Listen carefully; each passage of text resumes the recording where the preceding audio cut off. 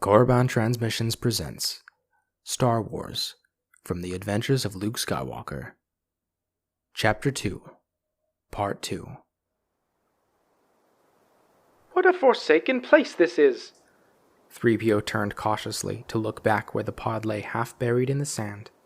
His internal gyros were still unsteady from the rough landing. Landing? Mere application of the term unduly flattened his dull associate. On the other hand, he supposed he ought to be grateful they had come down in one piece, although, he mused as he studied the barren landscape, he still wasn't sure they were better off here than they would have been had they remained on the captured cruiser.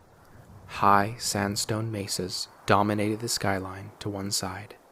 Every other direction showed only endless series of marching dunes, like long yellow teeth stretching for kilometer on kilometer into the distance. Sand ocean blended into sky glare until it was impossible to distinguish where one ended and the other began. A faint cloud of minute dust particles rose in their wake as the two robots marched away from the pod. That vehicle, its intended function fully discharged, was now quite useless. Neither robot had been designed for pedal locomotion of this kind of terrain, so they had to fight their way across the unstable surface. We seem to have been made to suffer, 3PO moaned in self-pity. It's a rotten existence. Something squeaked in his right leg and he winced. I've got to rest before I fall apart. My internals haven't recovered from that headlong crash you called a landing. He paused, but R2-D2 did not. The little automaton had performed a sharp turn and was now ambling slowly but steadily in the direction of the nearest outjust of Mesa. Hey! 3PO yelled. R2 ignored the call and continued striding. Where do you think you're going? Now R2 paused, emitting a stream of electronic explanation as 3PO exhaustedly walked over to join him. Well, I'm not going that way, 3PO declared when R2 had concluded his explanation. It's too rocky. He gestured in the direction they had been walking, at an angle away from the cliffs. This way is much easier. A metal hand waved disparagingly at the high mesas. What makes you think there are any settlements that way anyhow? A long whistle issued from the depths of R2. Don't get technical with me, 3PO warned. I've had just about enough of your decisions. R2 beeped once. All right, go your way, 3PO announced grandly. You'll be sandlogged within a day, you nearsighted scrap pile. He gave the R2 unit a contemptuous shove, sending the smaller robot tumbling down a slight dune. As it struggled at the bottom to regain its feet, 3PO started off toward the blurred, glaring horizon, glancing back over his shoulder. Don't let me catch you following me, begging for help, he warned. Because you won't get it. Below the crest of the dune, the R2 unit righted itself. It paused briefly to clean its single electronic eye with an auxiliary arm. Then it produced an electronic squeal, which was almost, though not quite, a human expression of rage.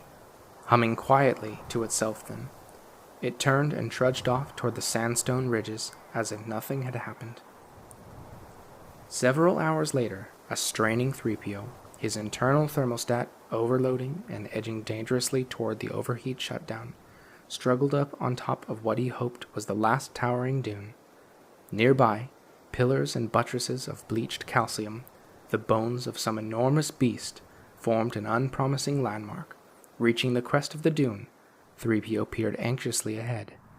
Instead of the hoped-for greenery of human civilization, he saw only several dozen more dunes, identical in form and promise to the one he had now stood upon. The farthest rose even higher than the one he had presently surmounted. 3PO turned and looked back toward the now far-off rocky plateau, which was beginning to grow indistinct with distance and heat distortion. You malfunctioning little twerp, he muddled, unable even now to admit to himself that perhaps, just possibly, the R2 unit might have been right. This is all your fault. You tricked me into going this way, but you'll do no better. Nor would he if he didn't continue on. So he took a step forward and heard something grind dully within a leg joint. Sitting down in an electronic funk, he began picking sand from his encrusted joints. He could continue on his present course, he told himself, or he could confess to an error in judgment and try to catch up again with R2-D2. Neither prospect held much appeal for him. But there was a third choice. He could sit here, shining in the sunlight, until his joints locked, his internals overheated, and the ultraviolet burned out his photoreceptors. He would become another monument to the destructive power of the binary, like the colossal organism whose picked course he had just encountered. Already his receptors were beginning to go, he reflected. It seemed he saw something moving in the distance. Heat distortion, probably. No. It was definitely light on metal, and it was moving toward him. His hopes soared. Ignoring the warnings from his damaged leg, he rose and began waving frantically. It was, he saw now, definitely a vehicle, though of a type unfamiliar to him, but a vehicle it was, and that implied intelligence and technology. He neglected in his excitement to consider the possibility that it might not be of human origin. So I cut off my power, shut down the afterburners, and dropped low onto Deke's tail, Luke finished, waving his arms wildly. He and Biggs were walking in the shade outside of the power station. Sounds of metal being worked on came from somewhere within, where Fixer had finally joined his robot assistant in performing repairs. I was so close to him, Luke continued excitedly. I thought I was going to fry my instrumentation. As it was, I busted up the Skyhopper pretty bad. That recollection inspired a frown. Uncle Owen was pretty upset. He grounded me for the rest of the season. Luke's depression was brief. Memory of his feat overrode its immorality. You should have been there, Biggs. You ought to take it a little easier, his friend cautioned. You might be the hottest bush pilot this side of Mos Eisley, Luke, but those little skyhoppers can be dangerous. They move awfully fast for a tropospheric craft. Faster than they need to. Keep playing engine jockey with one and someday, whammo! He slammed his fist violently into his open palm. You're going to be nothing more than a dark spot on the damp side of a canyon wall. Look who's talking, Luke retorted. Now that you've been on a few big automatic starships, you're beginning to sound like my uncle. You've gotten soft in the cities. He swung spiritedly at Biggs, who blocked the movement easily, making a half-hearted gesture of counterattack. Biggs' easygoing smugness dissolved into something warmer. I've missed you, kid. Luke looked away, embarrassed. Things haven't exactly been the same since you left either, Biggs. It's been so... Luke hunted for the right word and finally finished helplessly. So quiet. His gaze traveled across the sandy, deserted streets of Anchorhead. It's always been quiet, really. Biggs grew silent, thinking. He glanced around. They were alone out here. Everyone else was back inside the comparative coolness of the power station.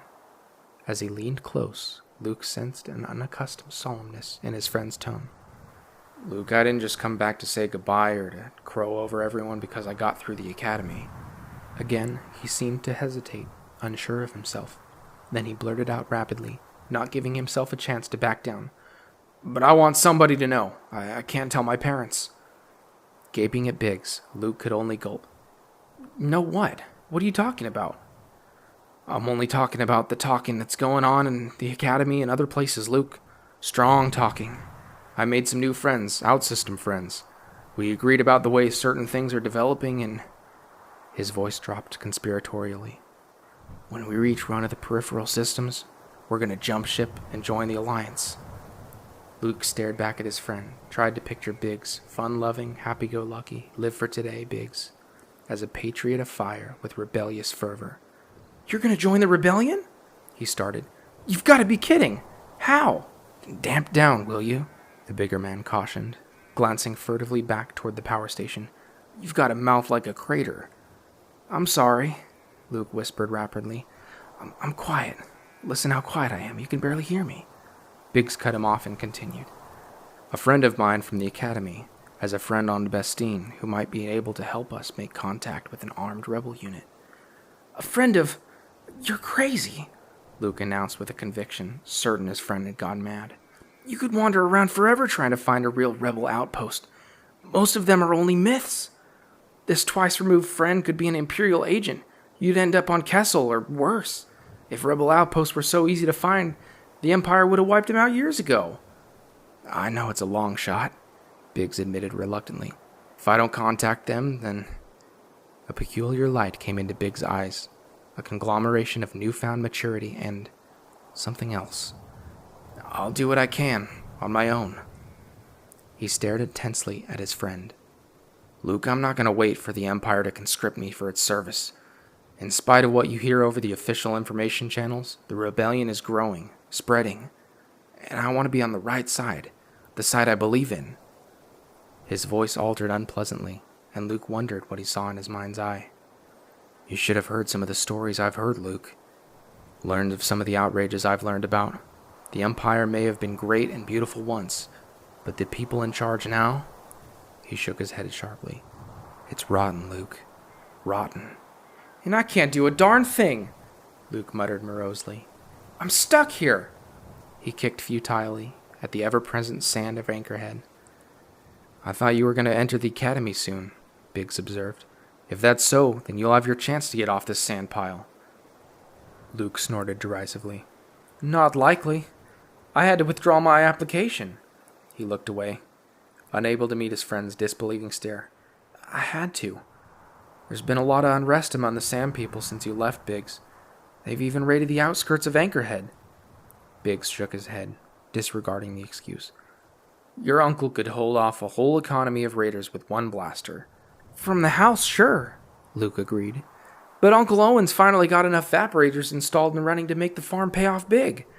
But he can't guard all that land by himself, and he says he needs me for one more season. I can't run out on him now. Biggs sighed sadly. I feel for you, Luke.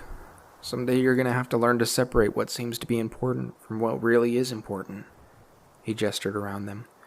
What good is all your uncle's work if it's taken over by the Empire? I've heard that they're starting to imperialize commerce in all the outlying systems. It won't be long before your uncle and everyone else on Tatooine are just tenants, slaving for the greater glory of the Empire. That couldn't happen here, Luke objected with a confidence he didn't quite feel. You said it yourself. The Empire won't bother with this rock. Things change, Luke. Only the threat of rebellion keeps many in power from doing certain unmentionable things. If that threat is completely removed, well, there are two things men have never been able to satisfy: their curiosity and their greed. There isn't much the high imperial bureaucrats are curious about. Both men stood silent. A sand whirl traversed the street in silent majesty, collapsing against a wall to send newborn baby zephyrs in all directions. I wish I was going with you, Luke finally murmured. He glanced up. Will you be around long? No. As a matter of fact, I'm leaving in the morning to rendezvous with the Ecliptic. Then I guess I won't be seeing you again. Maybe someday, Biggs declared. He brightened, grinning that disarming grin. I'll keep on a lookout for you, hotshot. Try not to run into any canyon walls in the meantime. I'll be at the academy this season after, Luke insisted, more to encourage himself than Biggs. After that, who knows where I'll end up? He sounded determined. I won't be drafted into the Starfleet, that's for sure. Take care of yourself. You'll always be the best friend I've got. There was no need for a handshake. These two had long since passed beyond that. So long then, Luke, Biggs said simply. He turned and re-entered the power station. Luke watched him disappear through the door, his own thoughts as chaotic and frenetic as one of Tatooine's spontaneous dust storms. There were any number of extraordinary features unique to Tatooine's surface. Outstanding among them were the mysterious mists which rose regularly from the ground at the points where the desert sands washed up against the unyielding cliffs and mesas. Fog in a steaming desert seemed as out of place as cactus on a glacier, but it existed nonetheless. Meteorologists and geologists argued its origin among themselves, muttering hard-to-believe theories about water suspended in sandstone veins beneath the sand and incomprehensible chemical reactions which made water rise when the ground cooled, then fall underground again with the double sunrise. It was all very backward and very real. Neither the mist nor the alien moans of nocturnal desert dwellers troubled R2-D2, however, as he made his careful way up the rocky arroyo, hunting for the easiest pathway to the mesa top. His squarish, broad footpads made clicking sounds, loud enough in the evening light as sand underfoot gave way gradually to gravel. For a moment he paused. He seemed to detect a noise, like metal on rock, ahead of him, instead of rock on rock. The sound wasn't repeated, though, and he quickly resumed his ambling ascent. Up the arroyo, too far to be seen from below, a pebble trickled loose from a stone wall. The tiny figure, which had accidentally dislodged the pebble, retreated mouse-like into the shadow. 2 glowing points of light showed under overlapping folds of brown cape a meter from the narrowing canyon wall.